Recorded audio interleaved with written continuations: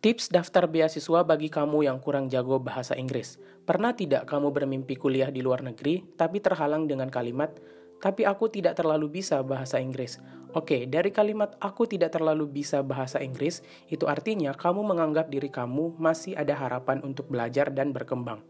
Kita tidak akan membahas bagaimana agar kamu jago bahasa Inggris setelah nonton video ini, tapi bagaimana mengatur strategi agar proses belajar kamu menjadi efektif dan efisien ketika sudah menghadapi pendaftaran beasiswa. Disclaimer juga, tips ini dikhususkan buat kamu yang memutuskan untuk memilih beasiswa di luar negeri dengan pengantar bahasa non-English. Untuk list beasiswanya, kamu bisa lihat di sini. Kenalin, aku Fahruki Waris, saat ini sedang mempelajari saat ini sedang menjalani program beasiswa master di Kocaeli University Turki. Di channel ini, aku bikin video belajar, beasiswa, dan pengembangan diri. Kalau kamu suka topik seperti ini, video ini aku desain untuk kamu di tahun 2021. Yang pertama, memberi batasan mana materi yang harus dipelajari. Masa seperti ini bukan saatnya lagi untuk mempelajari lebih dalam penggunaan tenses lebih lanjut. Kamu hanya perlu memaksimalkan basic function of tenses seperti bagaimana ketika berbicara di masa sekarang, ketika menceritakan masa lalu ataupun mendeskripsikan pengalaman, dan menceritakan masa depan atau rencana-rencana kita. Cukup fokus dan membiasakan diri menggunakan present tense, past tense, dan juga future tense. Itu sudah cukup untuk membantu kamu dalam mempersiapkan tes wawancara menggunakan bahasa Inggris. Yang kedua, daftar dan mulailah belajar bahasa Inggris. Bedanya kamu belajar bahasa Inggris di hari-hari biasa dibandingkan ketika sudah memutuskan untuk daftar beasiswa adalah kamu jadi punya security line. Maksudnya seperti apa? Security line ini membantu kamu agar tidak bermalas-malasan dan menunda waktu. Kenapa? Karena kamu punya tanggung jawab untuk melaksanakan wawancara bahasa Inggris di kemudian hari. Nah, secara tidak langsung, hal ini akan mempengaruhi diri kamu untuk 2 kali lebih cepat dalam belajar. Contohnya, ketika kita punya pekerjaan rumah yang harus dikumpulkan Hamin 10 jam, itu biasanya otak kita lebih encer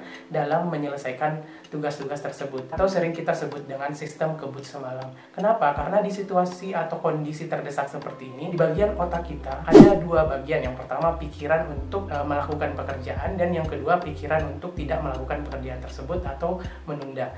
Nah, pikiran untuk melakukan pekerjaan ini akan lebih mendominasi, karena pada dasarnya manusia ini ketika sudah memutuskan sesuatu, dia tidak ingin membuat dirinya malu ataupun gagal. Maka dari itu, ketika sudah memutuskan untuk daftar beasiswa, kamu jadi punya security line. Di masa seperti ini, tips seperti banyakin nonton film berbahasa Inggris, chatan dengan stranger, ngerjain soal-soal bahasa Inggris, menurut aku sudah tidak efektif. Yang harus kamu lakukan adalah menggunakan waktu dan otak kamu seefisien mungkin.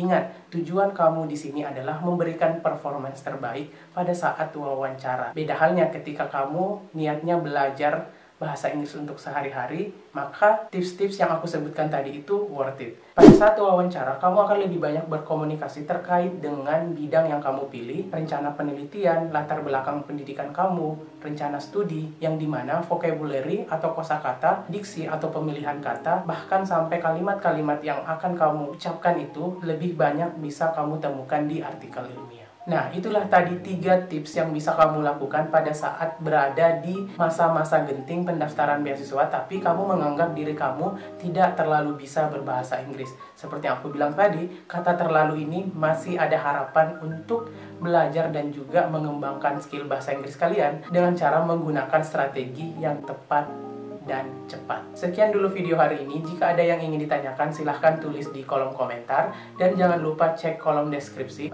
Semoga bermanfaat. See you in the next video.